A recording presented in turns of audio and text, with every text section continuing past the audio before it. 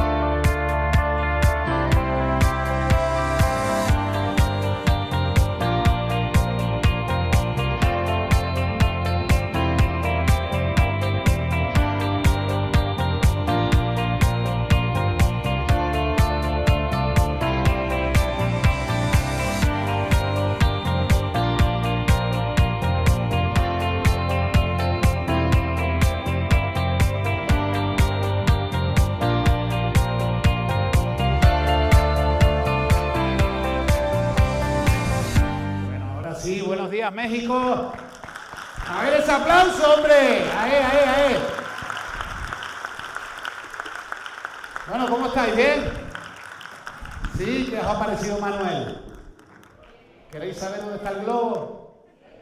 Sí, ¿verdad? Bueno, qué gusto y qué emoción ver el salón lleno. No sé si os han obligado, habéis venido voluntariamente. Espero que estéis aquí de manera libre porque la intención es en estas 5 horas de taller poder... ¿Ah, no? ¿Cuánto tiempo os han dicho que dura esto? ¿40 minutos? No, creo que si yo sea capaz de hacer esto. La puerta está abierta, el que quiera, pues si esto empieza a aburrir mucho, ahí salgo al baño y os vais sin problema, ¿vale? La intención en el día de hoy es poder generar una mirada muy interesante, y no sé si sabíais la historia de 2 niños jugando en un lago helado. Uno de ellos se aleja de su compañero y en una zona donde el hielo no era tan grueso, cae bajo el hielo y se desplaza donde su amigo, corriendo en su ayuda, no era capaz de salvarlo por los metros que se había desplazado. Rápidamente empieza a pedir ayuda al poblado cercano, nadie acude en su auxilio y el niño, desesperado al ver a su amigo bajo el hielo, agarra una piedra y con mucha fuerza empieza a romper el hielo hasta que consigue abrir un pequeño agujero y de ahí salvar a su amigo. Por el ruido, el escándalo, rápidamente pues llegan los vecinos, llegan los bomberos en ayuda de aquellos niños. Y los bomberos no daban crédito como un niño de 8 años, con aquellos bracitos, había sido capaz con una piedra de romper aquel grosor de hielo para salvar a su amigo. La discusión era muy álgida hasta que un anciano que había por allí, interrumpe la conversación y dice: yo lo he visto todo y yo sé lo que ha pasado. Ah, pero imposible, ¿cómo ha visto usted? Tiene que haber alguien que ha tenido que ayudar a este niño. No, lo ha hecho él solo. ¿Y sabéis cómo lo ha hecho? Porque no había ningún adulto para decirle que no podría hacerlo. No sé si estáis de acuerdo, pero el potencial de un niño es infinito. El potencial de todos y cada uno de vuestros niños es infinito. Y cuando hablamos justamente de educar este potencial o de generar aprendizaje, de lo que estamos hablando es de la manera en la que nosotros como educadores generamos desde nuestro modelo de enseñanza la posibilidad de aprender. Pero qué curioso, Einstein tiene una frase en la que dice: lo único que impide mi aprendizaje es mi educación. El proyecto ProLentis me está permitiendo la posibilidad de conocer en profundidad algunas escuelas en el mundo, y lo que allí sucede pretende ser una escuela que educa. Hay uniforme, hay estructura, hay horarios, hay una manera de dinamizar la escuela buscando educar, pero no están generando aprendizaje. Y en ese sentido tenemos que entender que para generar aprendizaje tenemos que olvidarnos de que el cerebro es una caja por llenar. Nuestros niños tienen talento y mucho, y en ese sentido estamos llamados a la manera en la que necesitamos encender esa lámpara. Y es fundamental entender cómo todos y cada uno de nuestros niños, en esa potencialidad, lideradas por un proceso, el que nosotros gestionamos, está denominado por el binomio enseñanza. Uy, os habéis quedado mudo. Aprendizaje. ¿No tenéis la sensación de que está mal ordenado? De que la mayor parte del tiempo nos reunimos para decidir cómo, con qué, de qué manera enseñar, tomar las decisiones como adultos y llegar al aula y ver si con esto ellos aprenden. Quizás lo que tengamos que hacer es darle la vuelta al binomio. ¿De qué manera poder hablar en la mañana de hoy del proceso aprendizaje-enseñanza? Y eso es lo que nos puede llevar justamente a redefinir el verbo aprender. ¿Qué significa aprender hoy? Es un elemento fundamental previo a implementar cualquier elemento. Porque cuando hablamos de aprender, obliga al docente, al profesor, a cambiar la pregunta. Ya no hablamos de qué queremos enseñar. La pregunta debiera de ser, ¿qué queremos que aprendan? Y es ahí donde, partiendo de una base curricular, de unas necesidades actuales, de entender cómo funciona el contexto, nos obliga justamente a que la pregunta parta del niño. Y para ello, lo que os traemos hoy aquí es la respuesta a una pregunta.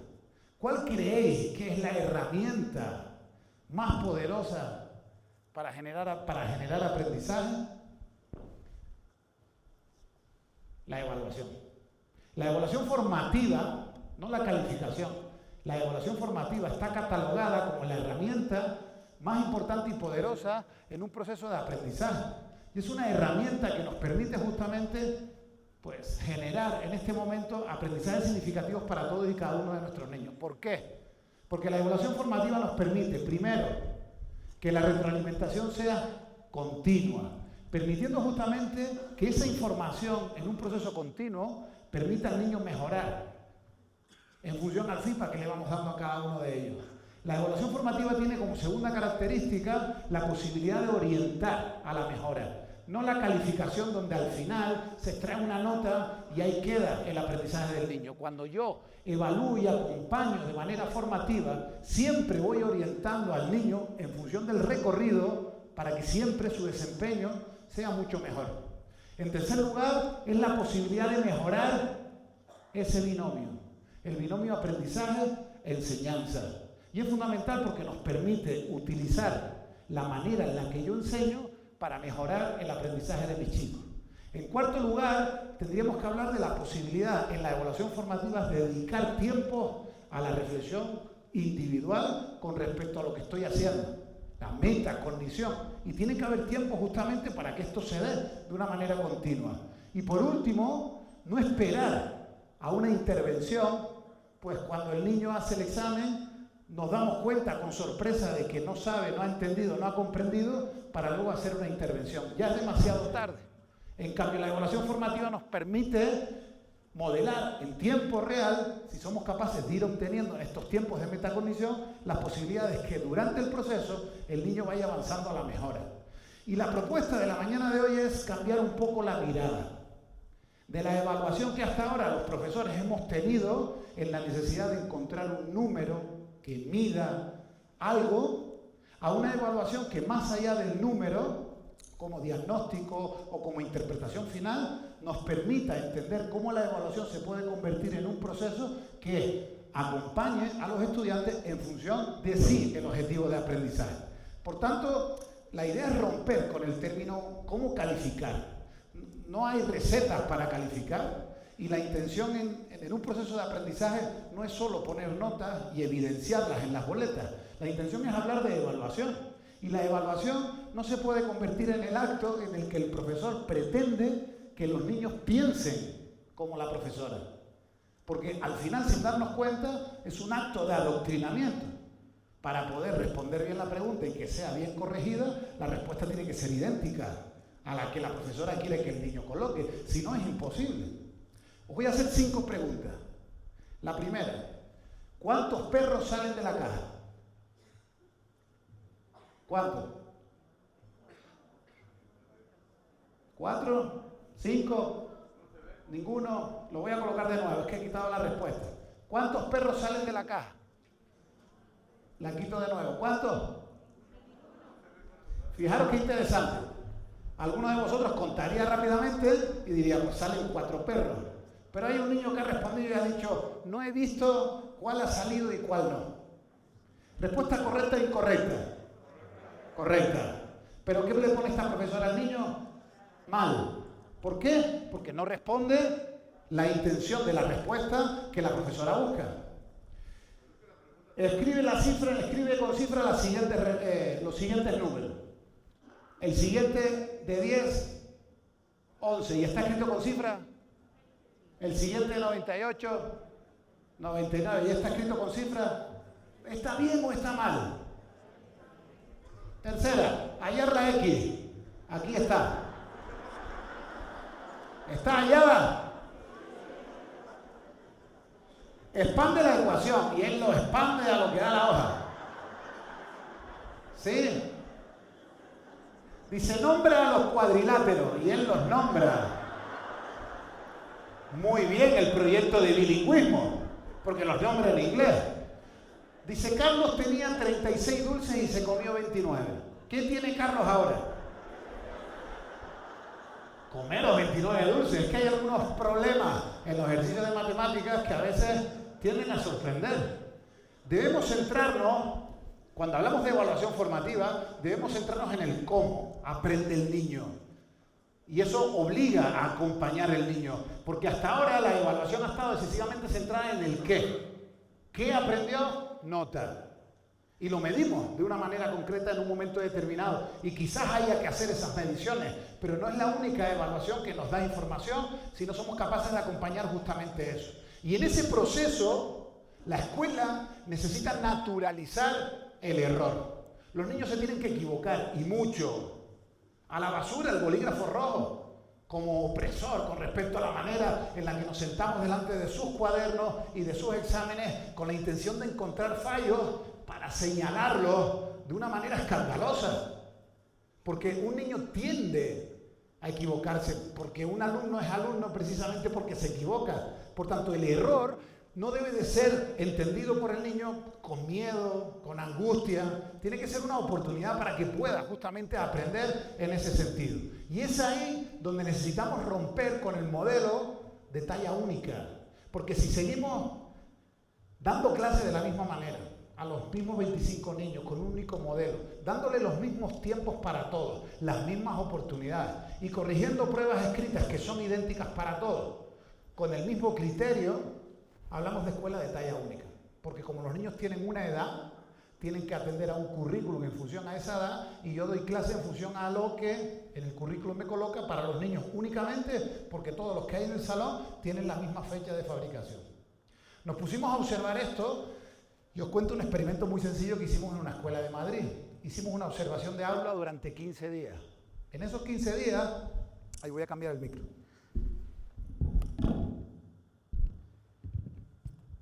¿Sí? Mejor, ¿no? En esos 15 días lo que hicimos fue entrar en el aula y sentarnos al fondo. Allí lo que hicimos fue una observación de un proyecto sobre la civilización romana durante 15 días. Súper innovador ese profesor. Se disfrazó de romano, hicieron maquetas de romanos, debate sobre la civilización romana, intentó conectar algunos conocimientos con otras materias en función de la herencia en Europa con respecto a los romanos. Fantástico, un profe innovador en el método, pero tocaba el examen al final. Hizo todo un proyecto para terminar con un examen. ¿Cuánto pesa el examen en la nota final, profe? 60%. ¡Wow! El examen final de ese proyecto pesaba el 60%. Muy bien, los niños llegaron el lunes, tema estudiado, y el profesor le coloca un examen de 10 preguntas a 25 niños, obteniendo, al corregirlas el 4 de febrero, estas notas. ¿Satisfacción? Sí. De un total de 25 niños, el 75% aprueba. Muy bien, fantástico. Al día siguiente, el tema de los romanos pasa a mejor vida, quizás al año siguiente, y el profesor empieza un tema nuevo con un contenido que nada tiene que ver con el anterior. Nosotros recogimos la data de esa observación y regresamos a la escuela 5 días después. Volvimos al aula, entramos sin avisar a nadie de los niños y le dijimos, chicos, buenos días. Bueno, buenos días, examen sorpresa. Examen sorpresa. Hiperventilaron a aquellos niños. Examen sorpresa. Pues si no he avisado a mi mamá y cuando mi padre se entere, no, tranquilos, no pasa nada.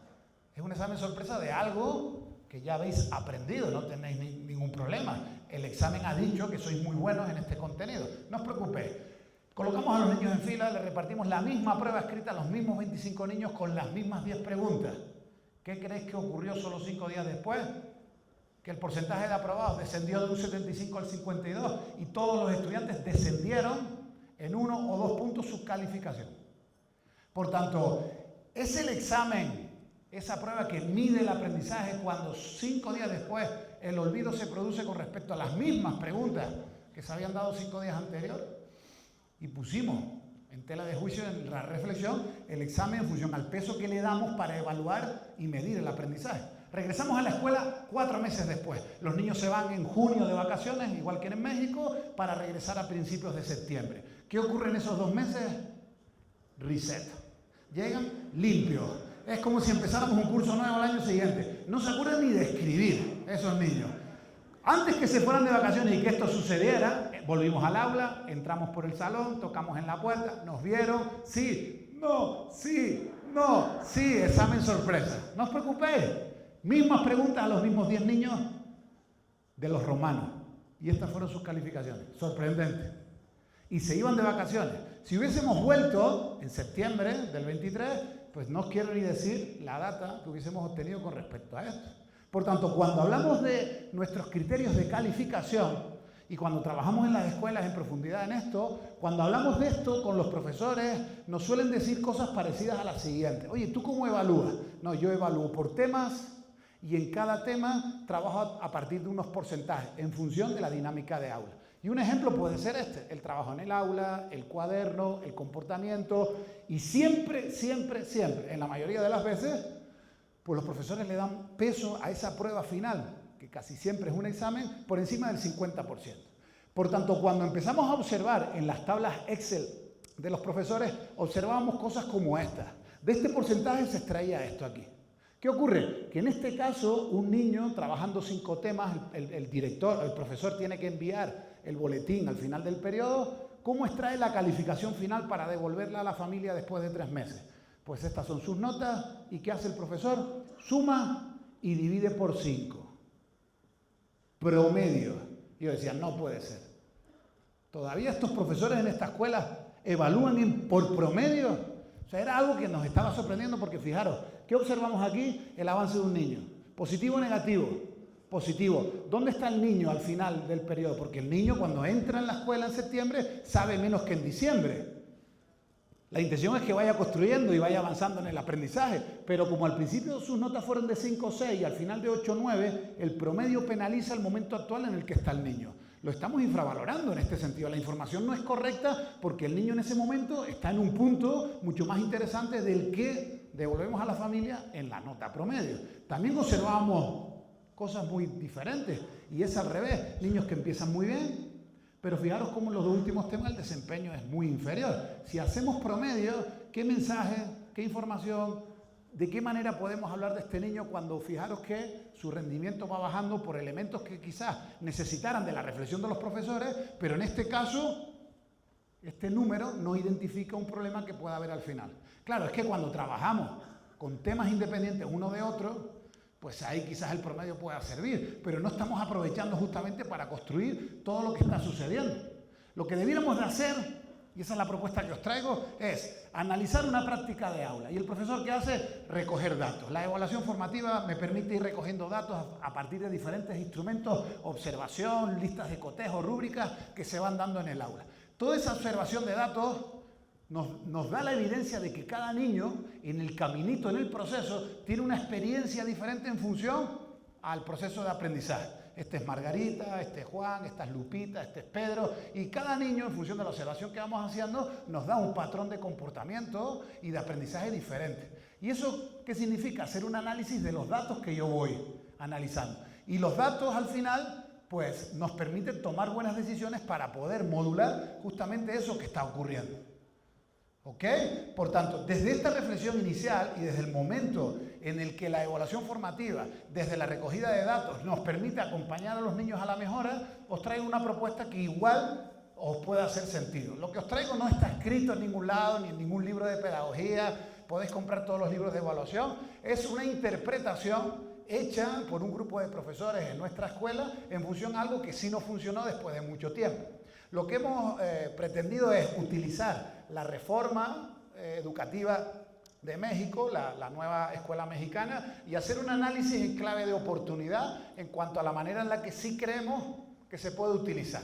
Claro, yo podría utilizar el discurso, el altavoz de este momento para pues, evidenciar cosas que quizás no están bien. Y todos vosotros sabéis lo que no está bien de la ley. Pero hay otros elementos que quizás en este momento pueden ser mucho más interesantes porque para criticar la ley pues tenemos cualquier momento. Pero en una mirada real, objetiva, con respecto a cómo vuestro ministerio, Secretaría de Educación, propone una ley, creo que hay elementos de oportunidad para integrar la evaluación formativa y extraer lo que sí creemos que puede ser interesante hacia vuestros estudiantes en la manera en la que ellos aprenden. Por tanto, la misión de la escuela es, interpretando la ley, utilizar aquellos elementos que sí pueden funcionar y mejorar el aprendizaje de los estudiantes e implementarlos. Porque elementos negativos hay, pues sí. Elementos de adoctrinamiento hay, sí. Elementos de juicio y cultura propia en función a intereses políticos, pues sí. Pero quizás no es el momento de poder analizar esto porque sí creo que hay una oportunidad muy interesante de hacer un análisis real y positivo para que a partir de ahí cada uno de vosotros, en función del área, la materia o el campo formativo que estéis impartiendo clases, podáis sacar un provecho muy interesante. Por tanto, empecemos. Y abriendo la ley nos encontramos con esto. ¿Suena? Feo el dibujo, pero suena, ¿no? Vale. A partir de ahí, ¿qué nos encontramos? Perfil, ejes articuladores, campo formativo, fases y programas. ¿Por dónde empieza la ley a definirse, a desgranarse o a elaborarse? Por algo que creo fundamental y muy positivo. Y es el primer positivo que le vamos a poner a la ley. ¿Por qué? Porque inicia colocando en el centro de todos esos círculos al niño. Perfil de egreso. Cuando nos vamos a la ley, ¿qué nos encontramos? Justamente esa máxima, donde define al niño como el eje central, colocándolo en el centro en función a una descripción. Toda escuela mexicana debiera de trabajar como mínimo por este perfil de egreso que así se define. Y es un perfil de mínimos.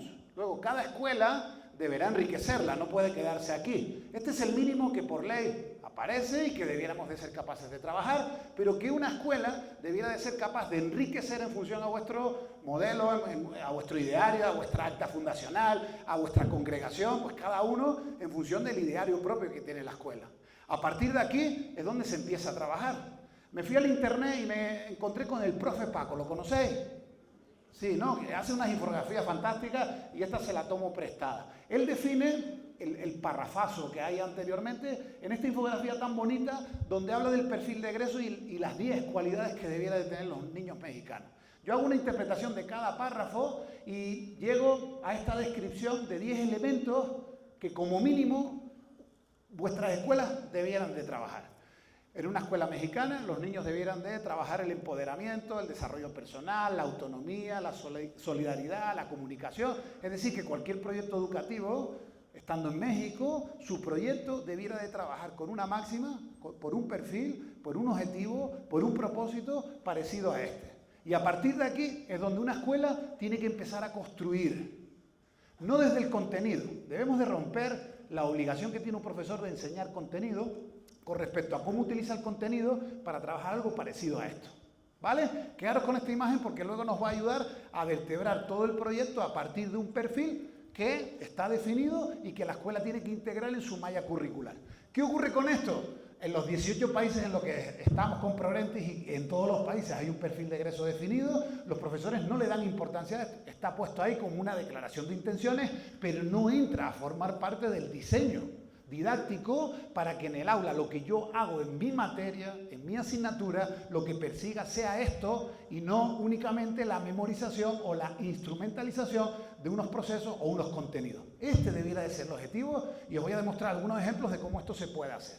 Volviendo a la infografía, definido como muy resumido el perfil de egreso, el segundo círculo en orden de prioridad es el de los ejes articuladores. Yo buscaba en la ley y pasaba página y pasaba y volvía atrás buscando competencias. Digo, ¿dónde están en la ley las competencias que todo país del grupo debiera de trabajar? Y no encontraba competencias en ningún lado. Pero cuando empiezo a desgranar un poquito el artículo 8.1 de ejes articuladores, llego al párrafo donde habla o define estos ejes como capacidades. Y digo, aquí están. Aquí están las competencias. ¿Cuántas son? 7. Hay 7 ejes, 7 capacidades, 7 competencias que como mínimo vuestras escuelas tienen que trabajar. ¿Por qué es de mínimo? En estas infografías que me encuentro en internet, aquí aparecen resumidas, pero faltan, ¿verdad? Faltan competencias y capacidades que un niño en este momento actual que estamos viviendo, por ejemplo la digital, no aparece por ningún lado. Debéis de incorporarla. La ley es de mínimo y a partir de ahí poder enriquecerla en función de vuestra visión, vuestro contexto, vuestras necesidades, el estrato de vuestra familia, para que os permita partir justamente de ahí. Por tanto, hablar de ejes o hablar de competencias, según se definen en la ley, es muy interesante porque la definición de competencia pues es un baile de 3 elementos que debiéramos de tener incorporados cada uno de nosotros. Hablar de competencia es ¿qué conocimientos tienes? ¿Qué haces con esos conocimientos? ¿Y para qué haces lo que haces con esos conocimientos? Conocimientos, destrezas y actitudes. Una persona competente no es solo la que sabe mucho, sino la que hace cosas con lo que sabe en función de un contexto o una intención que puede ser positiva o negativa. Las actitudes no tienen por qué ser siempre positivas. Por tanto, hablar de ejes articuladores en vuestra ley no deja de lado los contenidos para que se conviertan en conocimientos, habla de habilidades para que estos conocimientos se contextualicen, se transfieran y se utilicen, y una actitud propia del niño que en la medida en la que va creciendo, pues le permita desarrollar pues buenos modelos actitudinales. Por tanto, cuando hablamos de competencia, según describo o extraigo de la ley, la intención es que se le dé un contexto a la realidad de México. Es decir, cómo un niño a partir de estos ejes le va a permitir entender más nuestra cultura, nuestra lengua, nuestra historia, un contexto real. Y ahí la ley hace mucha incidencia. A partir de ahí, todo ese proceso en el que utilizáis un campo formativo para convertirlo en competencia, pretendiendo que un niño entienda mejor el contexto actual, estamos hablando del término evaluación auténtica. ¿Me seguís? Sí. ¿Me puedo quitar el saco? Sí. Eso. Para elevar el nivel de atención. No, es que hace calor. Seguimos. A partir de ahí, cuando hablamos de ejes articuladores y de perfil de egreso, primera propuesta, primera idea fuerza a la que vamos a regresar luego. Perfil de egreso de vuestra escuela, pues la ley propone esta, pero completarla. Vamos a centrarnos únicamente en las que aparecen en la NEM.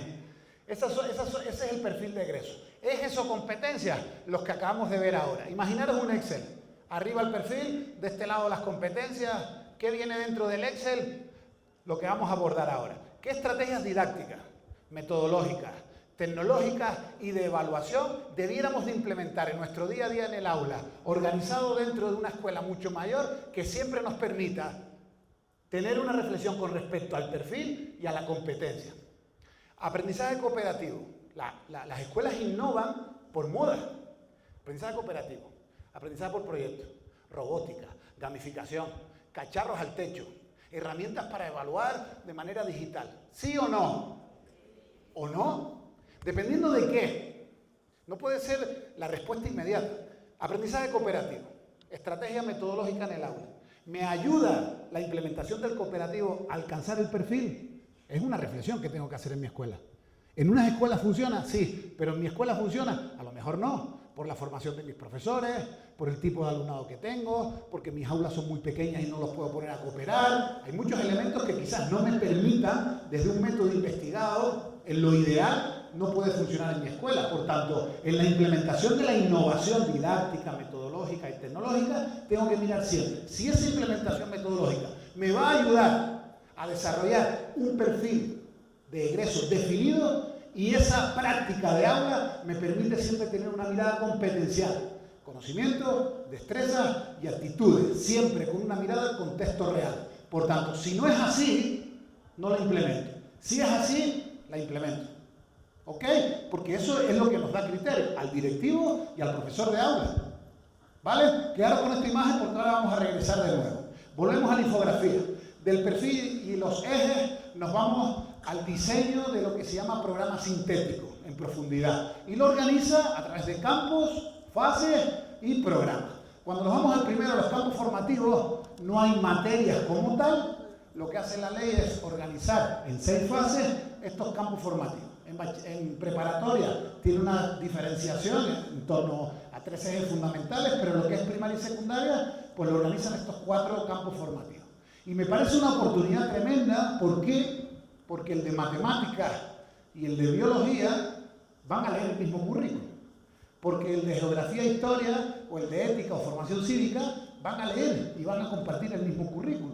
Cuando una escuela trabaja por proyectos, desde la organización de asignaturas estanco, lo más difícil, sobre todo en secundaria, es poner a los profesores de 2 áreas diferentes a trabajar juntos por un proyecto único. Es bien difícil, pero lo que ocurre con este currículo es que por lo menos la lectura del currículum, la lectura de los procesos de desarrollo y aprendizaje es la misma. Primera oportunidad interesante. Lo segundo es cómo se organiza esto.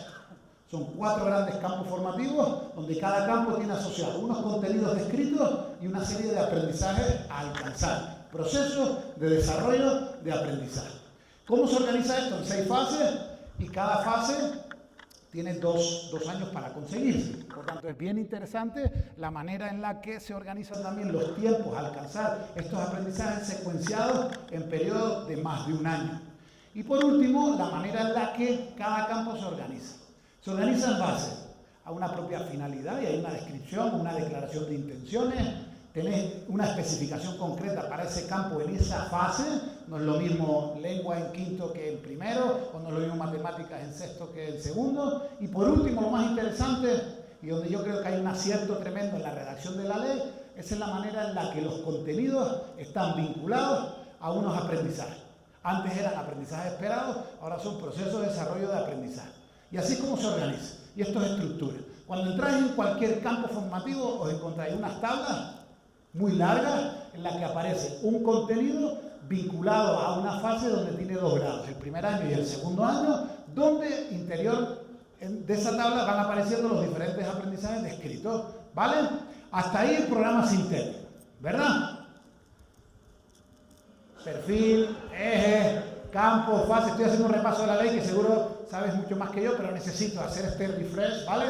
Para poder vincular lo que quiero traer ahora. A partir de ahí llega el programa analítico.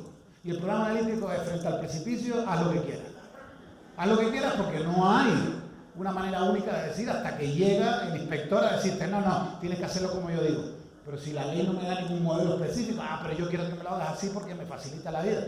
Pero señor inspector, pero es que mira lo que dice la ley. Es un segundo nivel de concreción donde no tiene un formato específico. Cada escuela lo puede hacer como quiera, en función a la fuerza que tengáis frente al inspector. Por tanto, en ese relleno de actividad administrativa, la ley ampara vuestra autonomía. ¿Podéis hacerlo como queráis en función a vuestra organización interna, vuestro talento y vuestras tablas? Sí. ¿Os pueden exigir un modelo concreto? No. Que os lo exijan es diferente. ¿Pero pueden hacerlo en base legal? No pueden. ¿Vale? Y es bueno saberlo también en ese sentido. Cuando hablamos de programa analítico, ¿verdad? Hablamos de 3 niveles fundamentales. Tenéis que tomar el currículum y llevarlo a vuestro contexto. No es lo mismo el currículum en Hermosillo, en Chihuahua, en Ciudad Juárez, que en Ciudad de México. Tenéis que contextualizarlo. Y dentro de la ciudad no tiene nada que ver unas zonas con respecto a otras. El contexto es fundamental. Darle contextualización a vuestro entorno, a vuestra escuela, a vuestros recursos, a la motivación de vuestros profes, a los recursos tecnológicos que tengáis, tenéis que darle contexto. Y eso lo hace cada escuela y sabe lo que tiene y cómo lo puede hacer. Pero ¿dónde está lo interesante y donde nos lleva la mayor parte del trabajo para coordinarnos y establecer un criterio único? Al codiseño. Y esta es la parte más difícil en el que, dependiendo del profesor mexicano que le pregunte, siendo de la misma escuela, se hace de manera diferente. En cuarto A, doña Mariela lo hace de una manera y en cuarto B, don Francisco lo hace de otra. Cuando no hay una base con respecto a la manera en la que la escuela debiera de generar un codiseño o una planificación en base a una propuesta que os traigo. ¿Cómo generar un codiseño didáctico atendiendo a las bases de la evaluación formativa? Y os traigo una pequeña receta en 5 pasos que quizás me ayuda primero a explicaros algunas ideas de algo que ya seguramente hacéis, pero en el orden de las ideas que os traigo quizás podáis encontrar elementos interesantes para vincular la NEM a ese codiseño que os permita mejorar el perfil de egreso que estáis buscando en todos y cada uno de vuestros niños. Por tanto, cuando vamos a esa evaluación en la parte del codiseño, fijaros, elementos que vinculan la primera parte que os compartía hoy.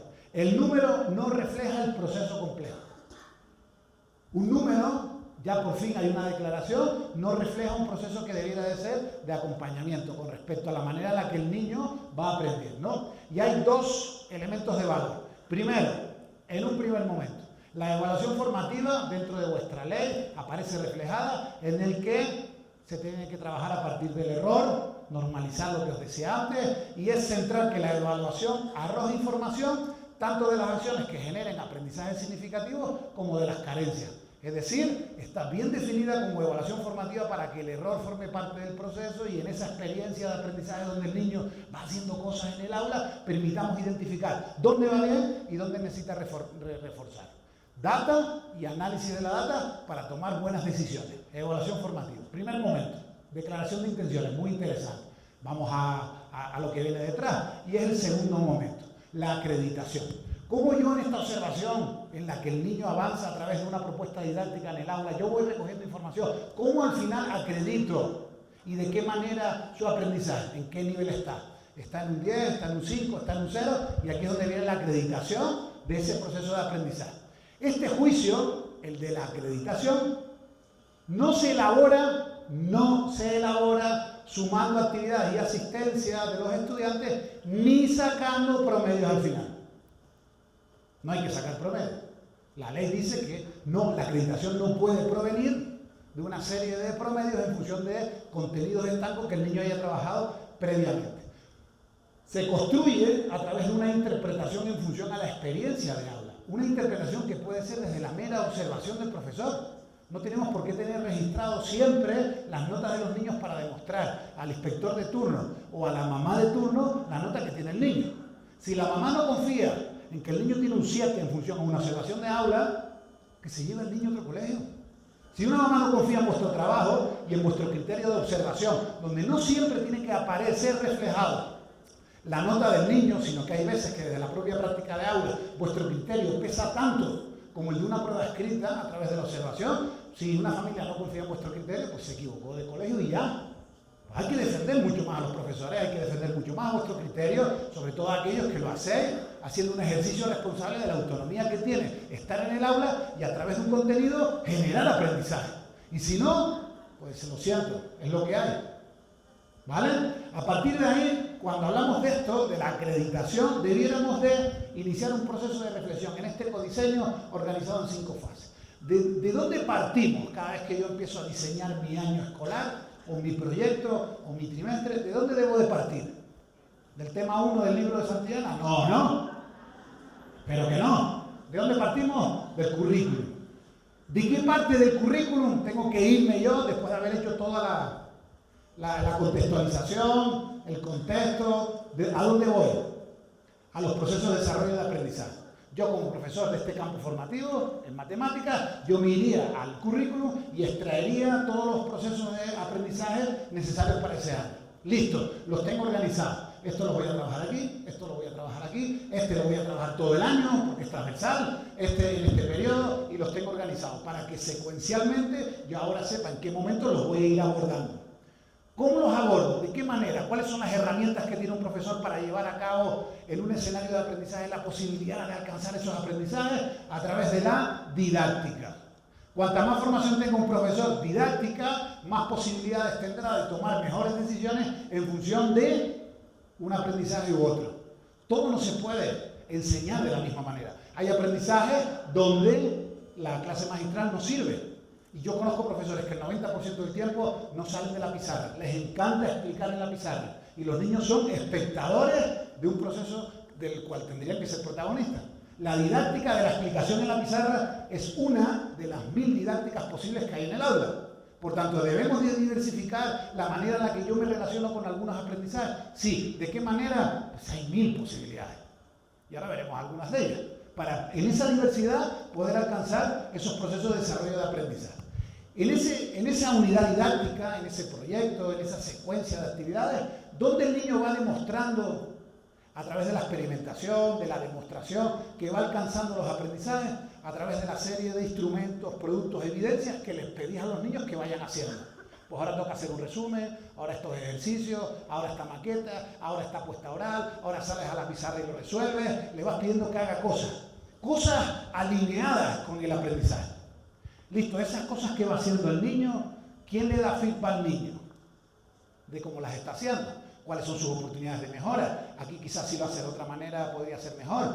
Pégate a aquel compañero para que veas cómo él lo hace, a ver si a ti te ayuda. ¿Quién da el feedback? ¿Qué agente? Siempre es el profesor el que da feedback, siempre es el profesor el que pone la nota. Y por último, ¿qué criterio nos va a permitir cuando diversificamos la posibilidad de que más agentes den feedback en el aula? ¿Qué elemento nos va a permitir tener un criterio objetivo para un feedback único? Las herramientas de evaluación. Como una rúbrica, una lista de observación, una lista de cotejo, me va a permitir, cuando yo vaya a dar feedback con la rúbrica delante de algo que ha hecho el niño dentro de una ruta didáctica, permitirle que mejore con respecto al proceso de desarrollo de aprendizaje que se define en la ley o en el proyecto. Por tanto, en clave de preguntas podríamos hablar. Primer elemento, el currículum. ¿Qué objetivos de aprendizaje quiero alcanzar en los chicos? 2, ¿cuándo van a empezar a demostrar? ¿Y de qué manera?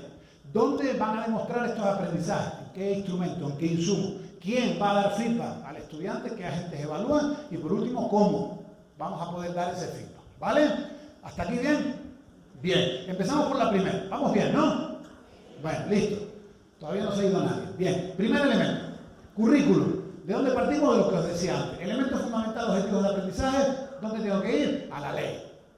Sí o sí, nos toca ir ahí. Nos guste más, nos guste menos, son elementos fundamentales. Que en la ley hay elementos que no están, complementemos, enriquezcamos, partamos a partir de ahí. Pero cuando yo me voy a hacer una lectura real en los procesos de desarrollo y aprendizaje, estos, cuando los leemos, se presentan como rutas y recorridos, no aprendizaje que hay que conseguir en un momento determinado. Es algo que se va construyendo, donde el niño recorre a través de una ruta didáctica que vosotros le proponéis para este proceso de aprendizaje. Y esta organización de procesos de desarrollo de aprendizaje, presentados como ruta, os da libertad de cátedra, autonomía profesional. Podéis hacer lo que queráis, con responsabilidad en esa autonomía. ¿Me explico? Por tanto, nadie os puede decir cómo hacerlo, externo. La escuela sí, porque tiene un proyecto único. Por tanto, en esta autonomía podéis encontrar justamente elementos que vienen definidos en función a la manera en la que, desde vuestra autonomía, vais a decidir cómo trabajar los diferentes procesos de desarrollo de aprendizaje. Por tanto, estos objetivos de aprendizaje están redactados de una manera muy curiosa y me ha encantado la lectura que he hecho. Todos ellos tienen un verbo y siempre es al principio, todos los procesos de desarrollo de aprendizaje inician con un verbo que determina la acción que el niño tiene que ser capaz de desempeñar y demostrar su desempeño. Segundo, tiene relacionado siempre en las tablas un contenido. Tiene que ser capaz de hacer esto con este contenido. Y siempre tiene un para qué. Para que entienda mejor, para que comprenda, para que analice. Siempre tiene un contexto con respecto al mundo actual que está viviendo. Por tanto, vuestros procesos de desarrollo de aprendizaje tienen esta estructura. Verbo, contenido pegado y un contexto para que os permita trabajar desde una apertura mucho mayor que de lo abstracto, conectando siempre con la realidad. En ese sentido, cuando analizamos algunos PDA, pues es interesante la lectura, ¿no? Porque dice, realiza un proyecto, presenta un informe, comunica de forma oral una experiencia, usa la lupa, No hay que evaluar si distingue la lupa, si pinta la lupa o si identifica las partes de la lupa. Eso es previo al uso. Por tanto, en esa secuencia para llegar al uso, primero hay que pasar por saberes. Pero el verbo es del hacer. Y lo que hay que evaluar es usa. De manera correcta, check. No lo usa, no check. Tiene que seguir trabajando. Esto es el nivel más básico. Separa los componentes de una mezcla a través de diferentes métodos. Pues esto está muy bien explicarlo, ejercitarlo y pedirle a los niños que lo memoricen y lo entiendan. Diferencia entre destilación y filtración. Define el proceso de evaporación. Todo eso está muy bien, pero eso no puede ser el examen final de este tema. Eso es previo a que en un laboratorio el estudiante, sabiendo cómo funcionan los diferentes procesos de separación de mezcla, vaya y los separe. ¿Cuál es el verbo que hay que evaluar? Si el estudiante separa de manera correcta. Si no sabe, si no accede al conocimiento, si no lo comprende, difícilmente lo va a poder separar. Pero la finalidad de ese proyecto la coloca el verbo, porque determina la acción. Si nos vamos a cualquiera de vuestros currículos, independientemente de la asignatura del campo formativo en el que estéis, mirad los verbos que aparecen. Identifica, analiza, clasifica, indaga, comprende, participa, elabora, indaga. ¿Sabes cuántas veces aparece el verbo memoriza? 0. No aparece el verbo memorizar. No hay que evaluar la memoria. La memoria es un punto de partida sobre el cual luego construimos. ¿Y estos verbos? ¿De dónde vienen?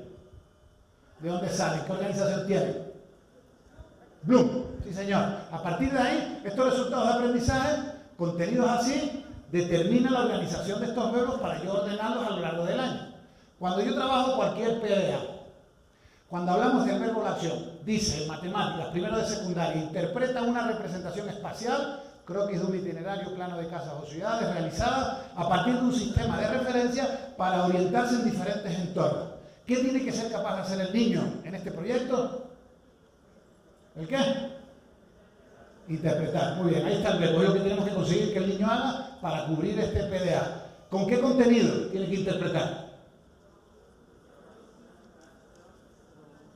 Planos, croquis, itinerarios, ¿verdad? Una representación espacial. ¿Para qué? Para orientarse en diferentes entornos. ¿Veis que en la lectura de cada PDA debiéramos de ser capaces de entender cuál es el objetivo, con qué contenido e intentar buscar siempre una conexión con su contexto para que el nivel de desempeño y comprensión suba? Y es fundamental. Todos esos verbos siguen de una manera clara un balance. Si extraéis todos los verbos y los colocáis en lo que significa cada nivel de Bloom, vais a ver que vuestra ley en ese sentido, ahí sí se ganaron el sueldo, está equilibrada, está balanceada. ¿Por qué? Porque de alguna manera cuando vais a la ley y extraéis los verbos, pues hay verbos asociados a los niveles cognitivos de orden inferior y el niño tiene que reconocer, listar o indicar. Pero también hay verbos asociados justamente pues, al nivel o a procesos cognitivos de orden superior, como comprender, inventar o diseñar. ¿Cómo puedo diseñar algo? Primero tengo que acceder al conocimiento, tengo que acceder al saber, para luego poder hacer cosas de utilidad. ¿Qué tengo que hacer yo como profesor? En esa totalidad de aprendizaje, cuando yo presento un proyecto o anido un proyecto con otro, tengo que entender que para poder hacer algo tengo que saberlo primero. Por tanto, en esa manera de balancear los proyectos tenéis que tener en cuenta cómo vais a correlacionar los diferentes aprendizajes en función al contenido trabajado. Tiene relación con Bloom, pero también tiene relación con los pilares del saber del informe de Lors. Es decir, tenéis verbos asociados al saber, tenéis verbos asociados al hacer y tenéis verbos muy interesantes asociados a las actitudes de un ser humano que se relaciona en un entorno, el ser y el convivir, donde el niño tiene que apreciar, tiene que cooperar, tiene que respetar. Por tanto, si no os gusta Bloom y os gusta más esta organización, ocurre lo mismo. La manera en la que yo organizo debiera de balancear y tener en cuenta una relación que permita llevar a los chicos del saber al hacer cosas en su entorno. Y eso le va a permitir ser. ¿Vale? Por tanto, verbo dictamina la acción. Cada proceso de desarrollo de aprendizaje tiene un contenido relacionado. Y aparece en la ley donde se habla de una disposición de conocimientos y saberes de cada campo formativo donde esto se concreta. Y ya aparece la manera en la que, dependiendo de la edad del niño, en función al currículum relacionado, tengan que abordar unos u otros contenidos. Y esos contenidos, de alguna manera, aparecen de este lado. ¿Dónde está el contenido? Pues, dependiendo de las plataformas de contenido que cada escuela tenga. Hay escuelas que optan por una investigación libre en el internet, pautada y guiada por el profesor. Hay escuelas que siguen gastando el dinero en libros de texto porque es más cómodo y ahí está. Y ahí es donde podemos encontrar algunos elementos que nos pueden facilitar o no la propuesta de muestra de contenido a nuestros estudiantes. ¿Y estos contenidos cómo son? De diferente manera. Hay contenidos factuales, proporcionan información la cual los niños tienen que aprender al pie de la letra. Esto es así, punto, y se lo tienen que aprender. Hay otros contenidos que son más de concepto, que requieren un nivel de comprensión un poquito mayor. Hay contenidos asociados a un procedimiento, los cuales tienen que interiorizarse por parte de los niños, y hay contenidos relacionados a las actitudes que en una convivencia los niños tuvieran que ser capaces de adquirir para poner en práctica. Por tanto, contenidos también vamos a tener que balancearlos en función del proyecto que estemos trabajando, en función a la relación que hay entre contenido y proceso de desarrollo de aprendizaje. Y un contexto y un para qué. Y esto es la creatividad de la escuela o la creatividad del profesor, donde tiene que buscar siempre de manera continua cómo busca la transferencia de lo que ocurre en el aula con el momento actual, para darle un contexto, para entender que esto sirve para algo. ¿Y esto para qué sirve, profe? Ah, no, tú estudiate lo que ya te servirá. Y ahí queda el niño diciendo, bueno, pues me lo estudio, pero no lo entiendo porque no soy capaz de conectarlo con algo que me permita entenderlo. Hay contenidos que son difíciles de contextualizar, pero darles tiempo para que en esa interrelación ellos puedan cada vez ir comprendiendo mejor en función del contexto que están viviendo. ¿Sí? Primer punto, currículum. ¿Bien? ¿Seguimos? ¿Paramos? Eso. Ay, no. Hay como calladito. Ahora los pongo a bailar, no se preocupen. Segundo elemento, ya tengo mis aprendizajes definidos, extraídos de la ley. Ahora, ¿cuál va a ser mi propuesta para abordar esto en el aula? La didáctica. Y aquí es lo que os decía antes, cuanto más conocimientos didácticos tengáis, cuanto más preparados estéis como profesores, cuanta más capacitación tengáis, vais a tener muchas más opciones de llevar esos aprendizajes al aula desde diferentes propuestas. Y aparece definido en el programa analítico, es la manera en la que podéis optar por proyectos, por problemas, por estudio de casos, secuencia didáctica. No hay una metodología en concreto la cual tenéis que abordar.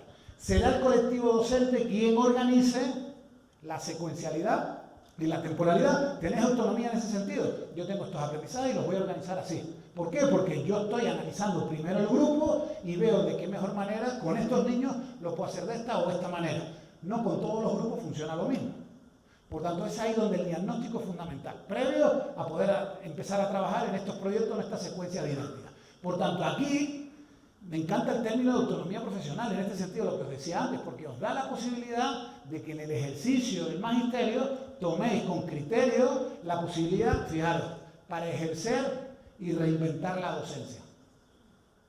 Sí, yo sé que está puesto ahí, que está muy bonito y que después la realidad es otra, lo sé. Pero tenéis que conocerlo para, por lo menos, ejercer cierta fuerza en el debate o en la mesa en la que os están pidiendo hacer cosas. Y lo que yo he visto en México con inspectores delante es a muchos profesores agachar la cabeza. Y ocurre, porque entiendo la presión que puede haber, pero cuando alguien conoce cuáles son sus derechos, pero también cuáles son sus deberes, pues en ese sentido podemos generar un discurso muy interesante, porque hay veces que quien nos inspecciona no conoce ni la ley que tiene que inspeccionar. Por tanto, partiendo de aquí, creo que hay una oportunidad muy interesante para ese ejercicio de la autonomía. Autonomía didáctica. Y aquí existe un zoológico tremendo de didáctica. Podéis trabajar por proyectos, por problemas, por aprendizaje de servicio. Hay didácticas del Design Thinking, hay un modelo universal del aprendizaje. Tenéis didácticas del Design for Change, aprendizaje basado por proyectos. Lo que queráis, cuanta más formación, dependiendo de los aprendizajes, un profesor con formación decide, no, mira, esto lo voy a trabajar así, y este lo voy a trabajar así. Aquí voy a trabajar un proyecto, pero aquí me viene mejor un design thinking y aquí me viene mejor un modelo universal del aprendizaje, por ejemplo. Por tanto, en esta formación nos permite de alguna manera tener rumbo, porque si no, pues estaré perdido y siempre lo haré de la misma manera o de la manera en la que yo me siento más cómodo. Hay profesores que no cambian en el aula porque perder el control de la pizarra les hace estar incómodos. Permitir que los chicos cooperen, que hay un tiempo en silencio donde yo lo que hago es no dictar clases, sino acompañar para poder reforzar, no es sencillo, pero es necesario, porque no todos los aprendizajes se adquieren de la misma manera. En este orden hay que redefinir qué significa didáctica metodológica, porque pues, yo asisto a algunos congresos donde, caramba, a todo se le llama metodología y no es real. Cuando hablamos de metodología, compañeros, ¿de qué estamos hablando? Estamos hablando de un método en concreto, donde a ese método se le unen técnicas. Eso requiere nuevas estrategias en el aula para seguir un modelo en concreto que me permita generar un modelo de enseñanza. Cuando hablamos de método, ¿de qué estamos hablando? Yo qué estoy haciendo ahora, ¿qué método estoy aplicando yo en la mañana de hoy? Un método expositivo a través de una narración. Si tuviéramos 8 horas de trabajo en un salón con mesas donde los pudiera agrupar de a 4, hubiese traído un contenido a trabajar para que por elaboración pudierais descubrir elementos de lo que yo quisiera que hubierais aprendido en el día de hoy. Puedo optar por uno o por otros métodos. En la variedad es donde está el gusto, ¿verdad? A esos métodos que le unimos técnicas. Si yo trabajara con vosotros en un grupo pues mucho más por descubrimiento, os agruparía por cooperativo para trabajar un proyecto en el que os planteo una pregunta o un problema y estaríamos todo el día trabajando. Pero como no tengo sino 2 horas para trabajar con vosotros, he optado por la conferencia con apoyo visual para transmitir un contenido. Dependiendo de las posibilidades o del objetivo de aprendizaje, optamos por un método y unas estrategias asociadas. Dependiendo del método y de las técnicas, tendré que ver qué estrategia, cómo cambia mi rol, cómo cambia el espacio, cómo cambia la inversión, cómo cambian los recursos, cómo cambia mi capacitación, cómo cambia el horario de limpieza, igual hay que quitar los timbres, igual no toca el recreo a una hora idéntica para todos, igual no necesito una mesa y una silla para cada niño porque están trabajando a diferentes ritmos. Las estrategias tienen que tenerse en cuenta porque si no, no funciona. Hay escuelas que quieren trabajar por proyectos en base cooperativo y no pueden, porque las aulas son rectangulares y no hay espacio suficiente para que en esa aula con 40 niños se pueda organizar. No se puede, porque estratégicamente es imposible. O un profesor no está listo, o no asiste a la capacitación, o no hay una creencia con respecto a ese método que pueda funcionar. Son estrategias que hay que tener en cuenta. Y por último, pues, ¿por qué modelo vamos a optar? ¿Por un modelo conductual desde la instrucción directa? ¿O por un modelo más desde el pensamiento de la información a través del deductivo? ¿O desde las preguntas socráticas? Dependiendo del modelo que cada uno quiere implementar, ¿en función de qué? De los procesos de desarrollo de aprendizaje. Por tanto, lo que yo estoy haciendo ahora metodológicamente es optar por un método expositivo con estas técnicas de conferencia con apoyo visual, donde las estrategias usadas, pues yo transmito información y ustedes reciben en este aula, donde mi exposición al final va a tener un examen a ver cuánta memoria sois capaces de recepcionar. Podría valer. Para yo validar cómo ha sido mi modelo de enseñanza, igual, pues os pusiera un examen para ver cuánta información habéis sido capaces de recepcionar. Si tuviéramos tiempo, la metodología hubiese sido diferente y mucho más útil, porque de lo que yo estoy diciendo, solo os vais a llevar entre un 10 y un 20%. El 80% de todo lo que estáis escuchando no lo vais a recordar dentro de una hora. Y es frustrante, pero es así. Tenedlo en cuenta cuando habláis en el aula. De todo lo que decís, solo el 10 o el 20% retiene un niño si está atento. Si está despistado, pues menos que eso. La técnica hubiese sido un proyecto, un problema para haberlo trabajado cooperativamente, donde las estrategias obviamente hubiesen sido diferentes en este espacio tan rico, para que al final, a partir de la indagación e investigación, os pudierais llevar aprendizajes trabajados de una manera muy diferente. Y esa es la didáctica. ¿Cómo debía de ser una pirámide didáctica en cualquier escuela? Pues mirad, hay que partir de lo que os estoy contando hoy, del currículum, de la evaluación como elemento fundamental para alcanzar el currículum, desde las bases neurodidácticas, donde el pensamiento o el perfil de egreso es la base fundamental de la cual partir. ¿Cuál es la estructura ideal de aula en todo el mundo? Que la investigación no para de corroborar para mejorar el aprendizaje cooperativo. Todavía paseo y visitamos escuelas donde los niños están en individual, mirándole la nuca al niño que está enfrente, la mayor parte del tiempo. Hay profes que llegan al aula y los agrupan, pero después llega el siguiente y los pone en fila, porque el cooperativo no es una realidad en algunas escuelas, es simplemente una experiencia didáctica que un profesor que confía en esta estructura lo hace en su clase. Pero si el resto de compañeros de ese mismo grupo no lo hace, se diluye la potencialidad que tiene la posibilidad de cooperar para elevar los niveles de aprendizaje. Y está demostrado, no es una moda el cooperativo, es real. Sobre esta estructura cooperativa, pues viene la didáctica o la metodología, como los proyectos, el design thinking, el modelo UDI, y al final las herramientas que queráis. Para que un proyecto sea rico con tecnología, sí. Para que un proyecto sea rico una app de gamificación, pues sí, porque le da mucha riqueza y dinamicidad estas herramientas a un proyecto para que trabajado cooperativamente, atendiendo al currículum, desarrolléis un perfil de estudiante. Hay escuelas que empiezan su capacitación aquí. Oye, Emilio, danos un curso para diseñar rutinas. Pero, ¿estáis trabajando por proyectos? No. ¿Y estáis trabajando cooperativamente? No. ¿Y para qué queréis la rúbrica? Si una rúbrica te da una nota, O sea, si tú utilizas la rúbrica para poner una nota, no, que nosotros usamos rúbrica. Pero si es para obtener una nota, esa rúbrica no es una herramienta de evaluación formativa. Es simplemente un instrumento para poner una nota, evaluación sumativa. Las rúbricas solo se usan para mejorar el desempeño, la mejora del chico. Las herramientas de evaluación no dejan de ser herramientas que en función a cómo la uses, puede ser más evaluación sumativa o evaluación formativa. Estamos hablando de la didáctica en el segundo punto de la charla de hoy y es para decirlo, estamos aquí. Todo lo demás, tenés que venir otro día. Hoy estamos tocando elementos como muy rápido del currículo, hay mucho de denso en esto, pero es para que veáis cómo la didáctica en toda una estructura le da sentido a lo que estamos haciendo. Todas las didácticas tienen una secuenciación idéntica. Cada autor o cada descubridor de esta didáctica las llama de manera diferente para poder diferenciarse y escribir su libro y que todos lo compremos. Pero al final todas son iguales, mismo perro con distinto collar. Todas las didácticas debieron de partir de una primera fase que normalmente se llama la fase de activación. Una fase donde yo activo la necesidad del proyecto que les estoy presentando a través de la motivación.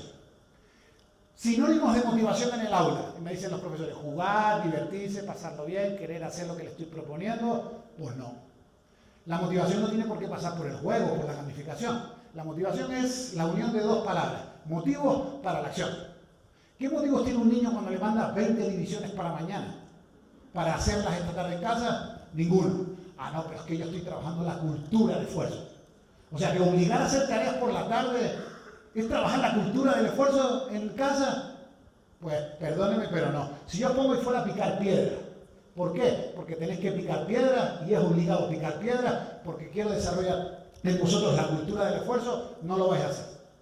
Y si lo hacéis, es por sometimiento o por obligación. Pero si yo os digo, oye, ¿qué os parece si todo ese canto de piedra nos ponemos a picar piedras y juntos construimos un nuevo módulo del colegio? ¿Os parece bien? Sí, y vamos todos con un fin a picar piedras, ahí es donde hay cultura del esfuerzo. Voy a ir cada día a picar piedras porque hay un fin claro, hay un motivo para hacerlo. Se ha confundido la cultura del esfuerzo con el tema de los deberes y la obligatoriedad. Tenemos que buscar la manera en la que los estudiantes encuentren un motivo, aunque no les guste. Os habéis levantado esta mañana sin ganas de venir aquí, algunos, ¿verdad? Ay, que hay que ir, es que bueno, la capacitación, consejo técnico, y a lo mejor sin ganas habéis tenido un motivo para venir. Eso es lo ideal, encontrar y que nuestros chicos encuentren los motivos para hacer algunas cosas. Y ese es el principio fundamental de cualquier, dar motivos. Y luego os tiene que dar igual si les gusta o no, te toca, pero que por lo menos entiendan el motivo.